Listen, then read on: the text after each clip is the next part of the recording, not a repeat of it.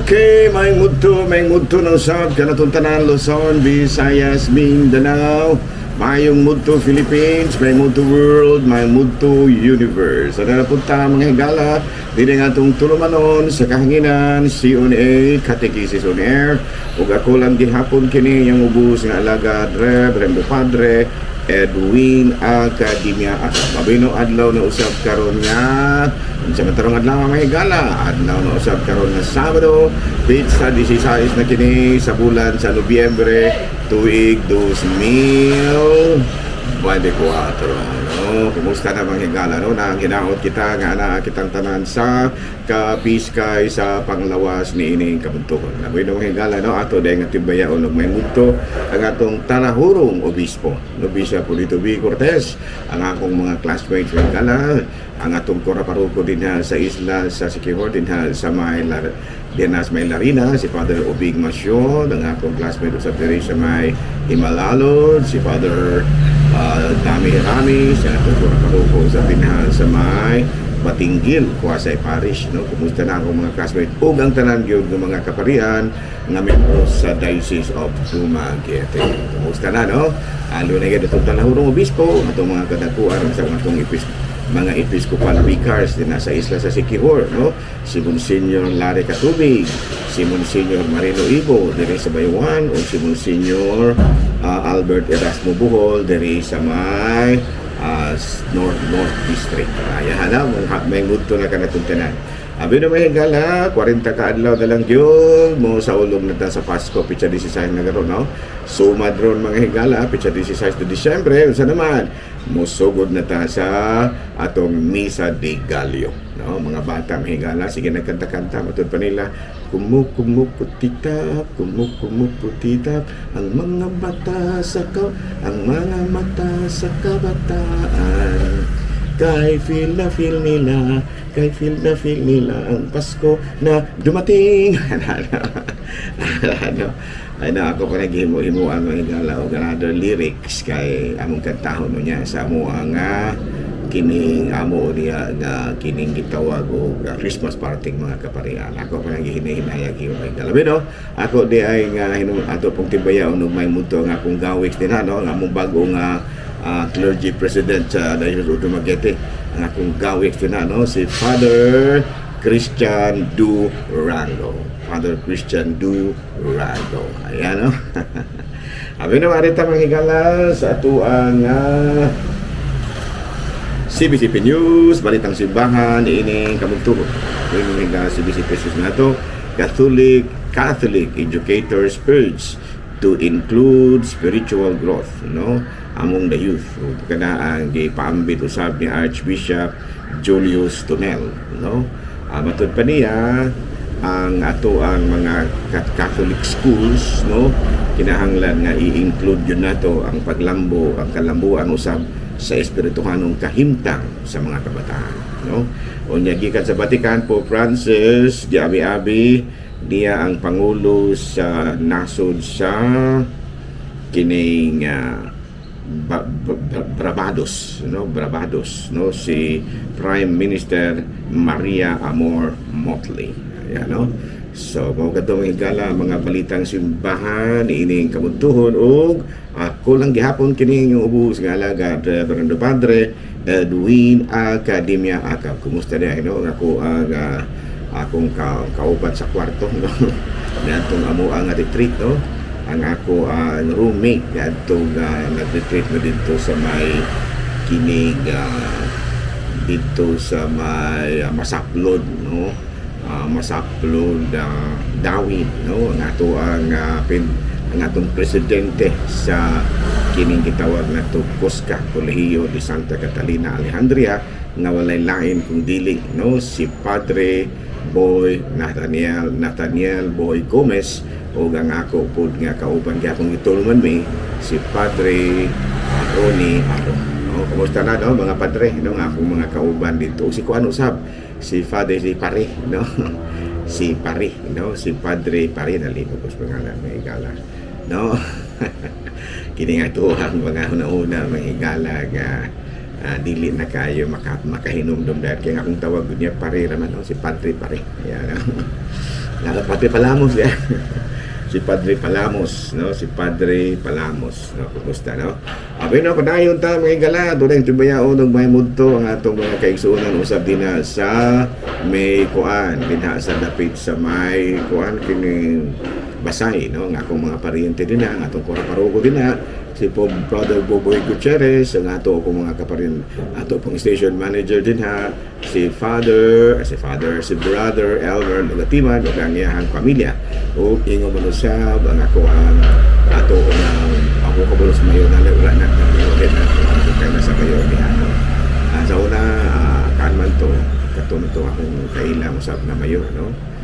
Pero karon mo naglain na kay duglang idugay na mo nasa Dias Bayawan sa una. Nahala no, may munto na kanatong tanan ug naginaod kita nga na kitang tanan sa Capiz Kays Pangluwas. Of course, ang atong Coraparoco dahil diha no sa may Shaten, no? Shaten, no? Si Padre Cecilio Bumiliano. Padre Cecilio Bumiliano ang atong Coraparoco sa pina sa may kining Pamplona ang yahang magulang, no? Si Padre Frank Bumiliano. Di na sa San Catalina, of course, di na ako kalimtan, classmate na ako, no? Classmate po na ako na sa pagsulod ng seminaryo, si Padre Dexter Pumana. Nahala, no? May muto na kanatong tanan nang hinaot kita nga alright na kita sa kamayong Capiz Kays sa Panglawas. Abi no, humanaman ang katong atong CBCP News, ari na ta sa ato ang Saint of the Day. Okay, naman ito rin kay gala ha. November 15 ang ato karon nga santo bisag uway nangutana. Nangutana November 15 ang atong santo karon si San Alberto Magmanio, no? Saint Albert the Great, no? Saint Albert the Great, no? Ang ato karon santo, no? San Albert 15, 16 na daron November 16, no? Kahapon naman ito si San Alberto Magno 16 na karon mahigala, no? Si San Gertrudes, no? Babae ni mahigala. Si San Gertrudes, usa kinatawo siya na atong tuig 1256 ug namatay na atong 1302. Unya usa kini siya ka Benedictine nun. Unya matud pa nagpuyo siya nga usa ka buutan kayo, no? German Saxon niya sa may kung mistisa kayo din, no? Nga mystics sa 13th century. Unya na doon na siya matud pa mystical nuptial, no? Unya doon na siya matud pa personal union with Christ and the Sacred Heart. She found Christ in the liturgy and scriptures and no clash between her personal life and the liturgy. Yan, no? Sa ito pa, grabe ang debosyon ni San Gertrudes ngadto sa atong Ginoong Jesucristo. Gani doon na siya personal nga matud pa divine nuptials with Jesus Christ. Yan, no? Nahala, no? May muto na kanatong tanan mga higala ato dahil natin bayaon no sa may muto ang akong mga parokyano diri sa Ayungon. Kumusta na mo di at Lapapon? Kumusta na sila si John Phil, no? Sila si Malin, nagpanguban na si Riza. O gingman sa Bang Soderio family. Kumusta na, no? Si Brad Milicious Soderio, kumusta na? Nang inaot ko na kamong tanan sa bayang Capiz Kays Panglawas. Yung manusab din na sa may Tabaang, sa may Pagkatban. Kami din sa Maaslom, wala may Tabaang. Diri sa Ayungon, wala may Tabaang na kami diri Maaslom. Maaslom na kami diri. Napay manghiyon, napay Maaslom. Amo to lang may malubog. Wala may malubog. Na diri sa Sibula na may Magatas. No, may Magatas. Na kami diri sa Ayungon, na kami diri Maaslom. Wala, no? May mudto na kanatong tanan mga rin ka sa kati sa ato kumusta naman kanong pulding ay okay na ko kayo ba dahil wala na ko problema mura man lagi kag nang luspad ay kaya yung katsilaon da pa dahil puti-puti magkita pa sa katsilaon da mau ba di ay nung pulding okay ikaw Mr. Cheng luspad mo siya ka ay nga mga puti man sila mga edsec father mga puti only pa mau ba ikaw pa rin, kung tanong mo, murag may pagka-tuan ka, may pagka-igurot ka. Okay naman ka na. Kaya kung brown, mga ka, naman igurot. Sa mga Mr. Ching, lilitan ka na, abi kayo tayo mga kulay kayong manggi, midere, pero okay ra ng kayong manggi. Kaysa wala di kulay. Nala, no? May mundo na rin natin sa ito ang catechesis. So, kumusta di ay na akong mga parinti ko des Dumaguete, mga akademia clan. Kanang sila mga dang taga Dumaguete, may gala. Igagaw ng mama. Kana sila mga igagaw ng mama, kaya akong mama, si Anhing Lolo Sano, igsuon niya si Anhing Lolo, sa parang kalimot ko sa pangalan, no? Basta kaya igsuon sila, no? Muna nga kanang mga dinha sa taga Dumaguete, upoy, no? Anhing Lolo Upoy, mo to ilahang papa, kuana sila uyuan ng mama. Yung kanang taga Dumaguete ng mga akademya, mabutang nagmanuyuan po na nako, mga parinti, mga iktador kay si mama o kanang mga taga Dumaguete nga kining mga akademya kuan sila kanang gitawag og igagaw ng aning mama kung sila akademya. Muna kanang mga akademya sa Dumaguete, mga parinti ako na. Pero wala lang kami makailhanay kay medyo doon na ito'y plano ang tanamo na mag-reunion, may sila kaya nagkagubot na inoon. Nagkagubot man inoon, pero paningkamutan na ito, no? Mga akademya clan nga. Sa dili pa ta kaning mobiya ini kalabutan na makahimo kita og gamay nga reunion ng mga akademya clan, mga pamilya nila Upoy, aming Lolo Upoy, aming Lolo Sano, aming Lola Nitan, aming Lolo daghan kini sila mga akademya, no? Nalano, may mundo na kanatong tanan. Ano na kita sa ato ang credo, the mystery of Christ's life and Jesus ascends to Jerusalem, no? Sa Lucas Kapitulo 51, ang kung napunagita ng pamilala. Kini nagkadayon, sa dihang nagkaduol na ang adlaw nga si Jesus, kayap na sa langit, nausak ang iyang huna-huna sa pag-adto sa Jerusalem. Ato pa, sa pagkabulo ni Jesus, nung hapit na bitaw siya magsakripisyo, hapit na niya, hapit na mu-end ang iya habang termino, sa ato pa na, niya at nakahunaon na siya, namuanto na siya sa Jerusalem. Ano man, tungod kay matod pa, iya yung plano na ato siya magkasakit sa Jerusalem. Yung mga pangutaan na kita, anong sa Jerusalem, nung di pa rin? Tungod kay, sikun sa mga kasaysayan, ang mga propeta, dito yun sila, naghimo sa ilang martyrdom dito sa Jerusalem. Niya isip, pagsubay sa naandan, si Kristo sa gusto nga sa iyang pagkamanluluwas adto gid sa biya dito iula ang iyang dugo sa Jerusalem aron pagpakita nga usa gid usab siya kakatawhan nga membro sa mga Hudiyo, no? Kana bitang gitawag natong Jewish community. Ingon niya unya maugit pa na andan nga sa Jerusalem gyud himuon ang matud pa pagpasakit sa mga propeta kalakip na niya na si Kristo na anak sa Dios. So nakaingon kita, no? So unsa may gihimo dahil sa atong Ginoong Jesucristo, no? Nga sikat naman siya kaya itong higayuna, pwede man siya dili mo ato sa Jerusalem, pero nipili gyud siya ato sa Jerusalem tungod sa daghang mga rason. Unya tungod sa iyang pagkapopular na itong higayuna sa diha nga misulod siya sa Jerusalem, nahitabo ang usas sa mga dako kayo nga kasaulog na simbahan, no? The triumphant entry of Jesus to Jerusalem, no? Ato man ang balik-balik, ato man ang reenact every kanabitang pagkan binditas lukay, no?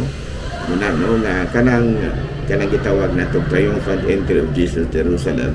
Plano gid na ni Kristo nga adto giniya dito ipakita ang iyang pagkamanluluwas. Gani, gidawat siya sa katawhan sa Jerusalem, matud pa niya husara, no? Manluluwas, no? Husara, luwasa kami, mumunday na yung meaning ng word na husara, and in English, save us, husana, anak ni David. Sa ato paniingon sila mga tao dito sa Jerusalem na luwasa kami, anak ni David. Husana, son of David. Pero matod palagi na medyo nakuan po gamay, medyo sa ato para doon ay pagkatuis tungod kay imbes dito siya maghari, isip ko sa kahari, no? Dito manoon niya giula ang iyang dugo o dito maila kung unsa gidagi ang pagkahari. Ang iyahang pagkahari pinaagi sa cross. Dito niya ang cross mo nahimo niya nga trono ug ang cross mo timaan sa iyang paghari. Ang unsa may meaning ang cross? Ang cross nagtimaan o kamatayon ug ang human sa kamatayon nabanhaw siya. Ito pa ang pinaka-content, ang pinaka-unod yun sa pag-ari ni Kristo na nakamatud-an niya sa iyang kamatayon sa iyang pagkamanluluwas, pinaagi sa iyang pagkasakit dito sa ito pa ang kahulugan di ay sa pagkamanluluwas, ang pagpasakit di ay alang sa imuhang mga kining gitawag nato og mga constituents or kining imong mga katawo. So mauusap ka na, no? Sa kamalandong hapit na maging lamang ang eleksyon, mauusap unta kuna-kunaon sa itong mga kandidato, no? Kanabitaw, parehas ba ni Kristo ba? Na may plano buka. May plano buka. Mula sa tawag nato sa English o luna kaya sa ato kanang balaanon na tumong sa imong pagkandidato sa bisan unsa nga posisyon sa lugar. Unya kung makasulod na ka, doon na kay triumphant entry diha sa imong posisyon, matuon kang mayor, mahimo ba karon kang konsehal o unsa ba gobernador o unsa ba, sunda si Kristo nga misulod siya nga makaugsanon ug gani ang mga katawo nga naninggit og usana. Unsa nga ito meaning og usana? Save us, luwasa kami. Sumao pud kana no nga atong una-una no nga ang mga kanang pagsinggit sa mga tao sa danggi nagurahan ka ba sa dang miingon na viva mayor ana dahugan mo sa pagpakpak kana day mong pagsinggit usa day ka nakapaagi sa pagpakita sa mga tao nga ikaw mamahimong manluluwas usa no gani ana no so na no nasa ato pa in every welcome nagkahulugan ka na o dako kay kahulugan luwas sa ano murang sa atong kinabuhi dili kita mawala na ha mga politiko, kaming mga pare, kamong mga dato, kamong mga manager, kamong tanan, no? Kita we are being endowed with all the gifts in order to save people. Endowed na nga makaluwas kita sa ito. Mamuluwas kita tao, no?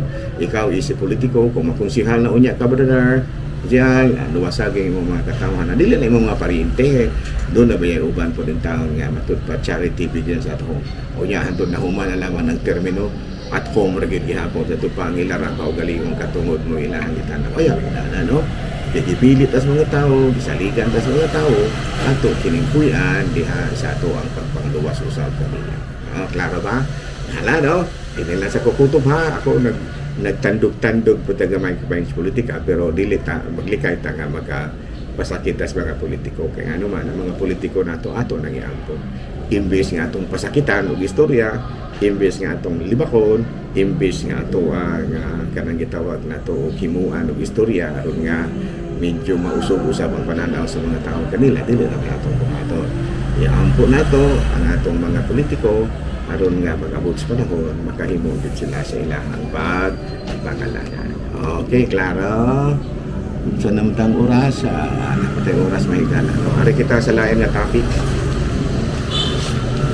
Topic number 1. What is the topic? Okay. Father, kaya ba mga taong walay pagpakabana sa mga kalihukan sa simbahan, sa mga pananglit nga walay simba-simba, walay mga kasal, walay kumpisal, dagan panguban. Wala na ba yung purukan nga malangit na sila? Ayan. But anyway, kanang mga pangutanaha, no, bugtong lamang ang makatubag niya na kung saktong tubag na dili kita natagna na si Kristo rin. No, natun pa, no? Kaya atong pasakong sa Biblia, ayaw ninyo hukming ang uban aron dili kamo hukman sa Dios. Kung hukman kamo sa Dios sama sa paghukom ninyo sa uban ug sukdon kamo niya sa samang sukdanan nga inyong gigamit sa uban. Anong nakita manimo ang puling sa imong isigkataw apan wala ka magtagad sa truso diha sa imong mata. Kung saon manimo pag-ingon sa imong isigkataw kuhaon ko karon imong puling na naa may truso sa imong mata. Pagkaaron inyo kuha una ang truso na naa sa imong mata aron makakita kapag ayo kung makuha mo ang pulig sa imong isig katao. Ayan, no? Sa ato pa kining pangutanaha di ay na kinahanglan o pangalandong. Okay, bugtong ang Dios lamang mo'y makahatag og hukom. So di kaya nato ang paghukom. So ito bisan kinsa pa, no? Kaya nga naman, sa punatong ato ni tanawong sa binalaod nga paagi sa Article 111 sa Philippine Constitution, Section 14, matud pa, no person shall be held to answer for a criminal liability without due process of law. Ayan. Kinahanglan yun nga dilit na mahukom-hukom, kinahanglan man lagi og due process of law para berta mahukom. Una nga, ang mga judge, makapwede na lang hukom, kinanuman, niagi naman og due process of law. Pero kanang kita nga wala pa muagi, dili sa tamang hukom, ha? Pero balik-balikan na ito, ha? Balikan na tato na ugma ng pangutanahan nato kaya ano man wala naman tayo oras. Maganda yung kung tawag mga lang sa mga Domingo Rumao niya ng Lunes karong pitsa 18 na pagtamang istorya kabahin ng pangutanahan, no? Kanang mga walay simba makasulod ba daga ng langit. Ayan, no? Pero din nila lang muna kita puto kulang gihapon kini yung ubus nga lagad pero paday ko nakadimiyakab mana milit na usab kaninyo manalangin ka nato ang Dios magkagahong tanan Amahan, Anak, Espiritu Santo. Amen. Good noon, Pilipinas.